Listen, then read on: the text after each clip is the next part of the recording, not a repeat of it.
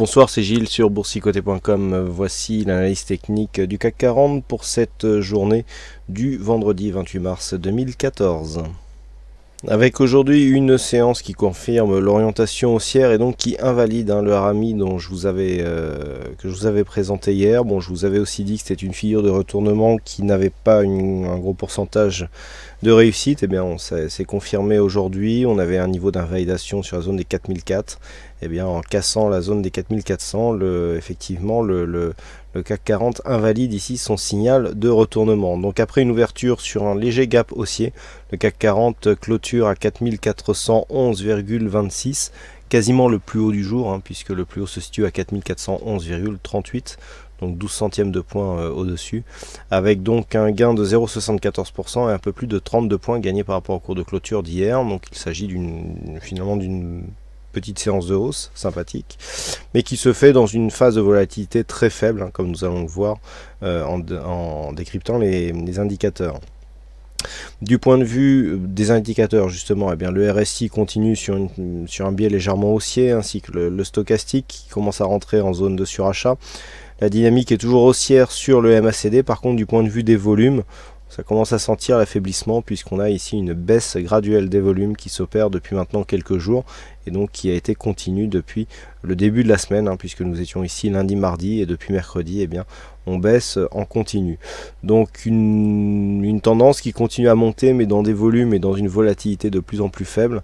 Ça ressemble effectivement à une phase d'essoufflement qui, pour l'instant, ne se voit pas dans l'évolution des cours, mais qui pourrait peut-être survenir ultérieurement.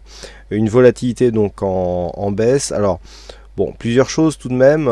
Nous avons donc cette phase de hausse qui revient sur cette zone de point haut, donc de fait le double top ici est invalidé.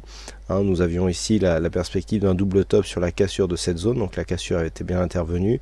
On avait un objectif ici sur 4157, l'objectif n'a pas été atteint, on est resté sur un plus bas à 4183, donc du point de vue du double top, c'est maintenant invalidé. Par rapport aux autres signaux, nous avions ici des retracements de Fibonacci appliqués à la phase de baisse, donc cette semaine nous sommes venus dans un premier temps retester ici, puisqu'elle avait été testée la semaine dernière, donc retester le retracement des 61,8, on avait clôturé pour la première fois au-dessus, et suite à cette clôture au-dessus, je vous avais dit qu'il faudrait clôturer pour vraiment valider une cassure de cette zone, on a marqué un gap haussier, donc qui nous a permis de franchir cette zone des 4351, et puis on a continué sur le mouvement. Donc on est vraiment dans une continuité. On avait baissé ici suite à la crise ukrainienne. Les cours remontent maintenant sur les niveaux auxquels ils étaient avant cette crise.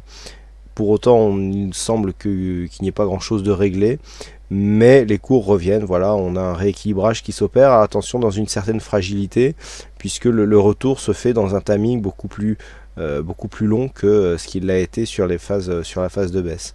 Lorsque c'est un rééquilibrage suite à une tension géopolitique, on a des arbitrages qui sont beaucoup plus rapides. Donc là, on revient dans la même zone. L'objectif reste ici la zone 4420-4432, donc entre cette résistance horizontale et les plus hauts marqués sur cette bougie du 7 mars.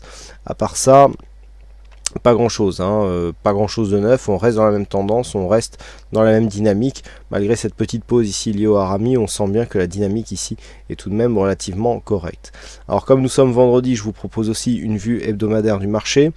Là aussi, pas grand chose de plus à dire, on avait marqué ici une structure en pénétrante sur la précédente semaine, on confirme aujourd'hui avec une continuité haussière, avec une clôture quasiment sur le plus haut, qui nous emmène ici sur une résistance quasiment à moyen terme là aussi. Donc pour l'instant, pas grand chose de neuf. On a vraiment quelque chose de relativement régulier mais peu dynamique, on voit bien sur cette phase ici, on marque ici des phases de hausse, ensuite on consolide, rephase de hausse, consolide, la rephase de hausse, on a consolidé, un peu moins, on n'est pas revenu chercher le support, et puis on remonte. Donc pour confirmer vraiment ce mouvement d'un point de vue moyen terme, maintenant il va falloir casser cette zone des 4432 points. Alors on est sur des plus hauts à 4420,94. Oui, non, c'est sur cette bougie. 4432 points pour venir pérenniser cette dynamique court moyen terme. Pour l'instant, donc, on revient ici sur le haut du trend. Un petit test ici de la Vol Sup est envisageable sur la semaine prochaine. Mais sinon, tant que l'on ne cassera plus désormais la zone des 4183, donc cette zone de point bas significatif, nous pourrons dire que la dynamique de hausse, même si elle est faible, est toutefois préservée. Donc à surveiller ici cette zone dans le cadre d'un retournement baissier. Et puis sur des zones, je dirais, plus stratégiques, on a ici cette zone des 4309, on en a beaucoup parlé cette semaine. Il y a cette zone des 4309 qui s'impose cette fois-ci donc comme référence dans la tendance moyen terme, puisque à partir de la semaine prochaine, une rupture baissière de cette zone des 4309 provoquerait un affaiblissement assez net de la tendance qui pourrait provoquer ici un retour sur le bas du trend. Revenons maintenant à l'analyse journalière pour définir un petit peu les points clés et essayer de bien aborder la prochaine séance de lundi. Donc nous avons ici l'ouverture d'un gap qui nous a servi de biais, enfin d'impulsion pour franchir ici cette zone des 4383 que les cours n'arrivaient pas à franchir d'une manière pérenne précédemment.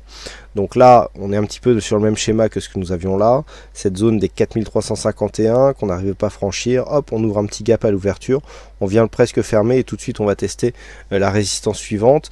Donc sur la bougie d'après, on a retesté cette résistance mais sans qu'elle cède. Donc là, hop, franchissement sur gap par rapport au niveau de clôture et d'ouverture, c'est relativement net. On comble le gap par contre cette fois-ci. Et on vient clôturer quasiment sur le plus haut. Donc on accumule les signaux de continuité haussière, mais ce ne sont pas réellement des signaux de force. Donc le dernier signal de continuité haussière se situe ici sur la zone des 4383 points. Donc une rupture de cette zone la semaine prochaine et donc dès lundi marquera un signal de fin de dynamique haussière.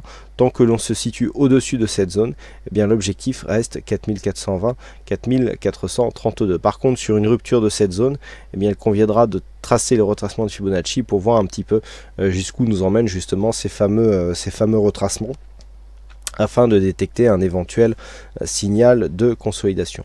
Voilà donc ce que l'on peut dire sur cette analyse technique du CAC 40. Alors aujourd'hui, donc encore une fois, il y avait un jeu du fixing, c'est Ducel qui gagne sur cette session, donc bravo à toi Ducel. Puis quant à moi, il ne me reste plus qu'à vous souhaiter à toutes et à tous une bonne soirée, bonne chance dans vos prochains trades et surtout bon week-end. Et on se retrouve donc dès la semaine prochaine pour d'autres analyses techniques en vidéo. Bonsoir à tous et bon week-end.